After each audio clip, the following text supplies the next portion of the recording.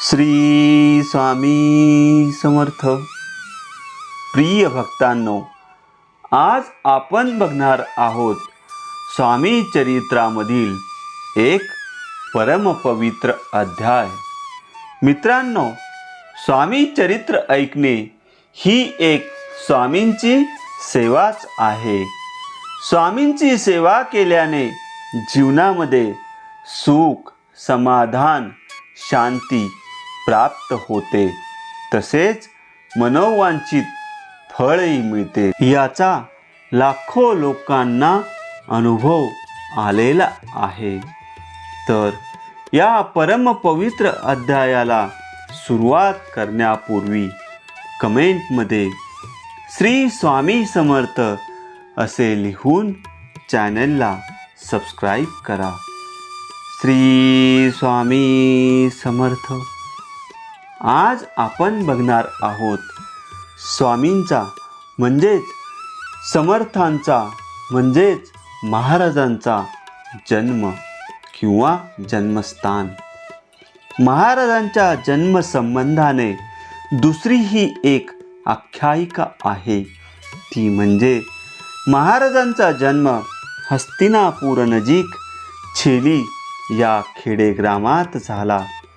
कारण महाराजांच्या आरतीतच याचा उल्लेख आहे.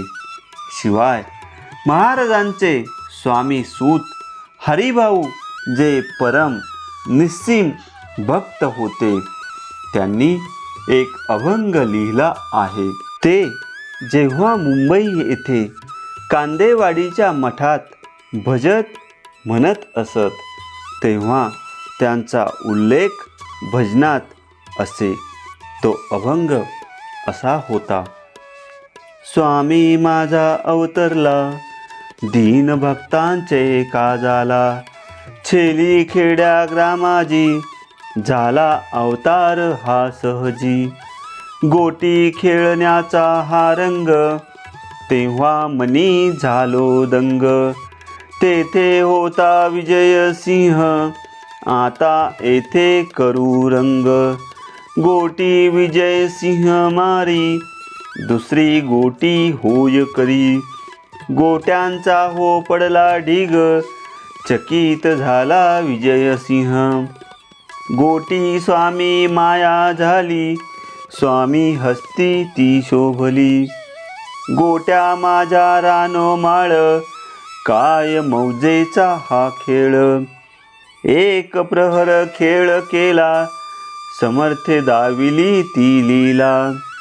स्वामी सूत म्हणे झाला अवतार भक्तांच्या काजाला.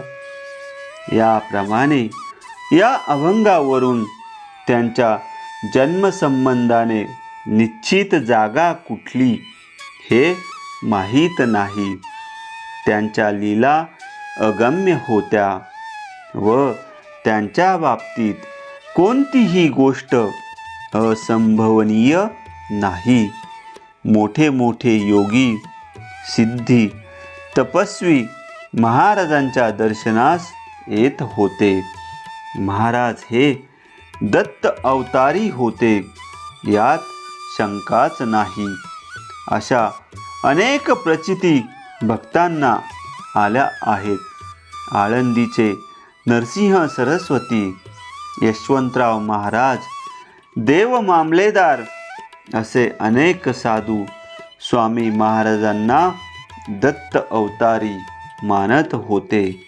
विष्णुबुवा ब्रह्मचारी हे स्वतः मोठे वक्ते, वेदांती व विद्वान होते.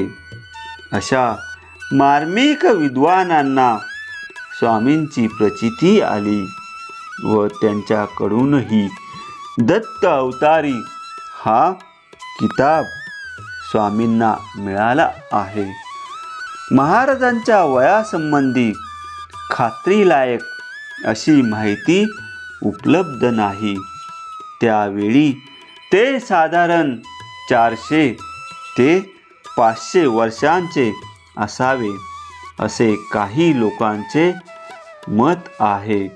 मात्र महाराजांच्या आरतीवरून ते छेली ग्रामी प्रथम अवतरले असे जाणते लोक म्हणतात.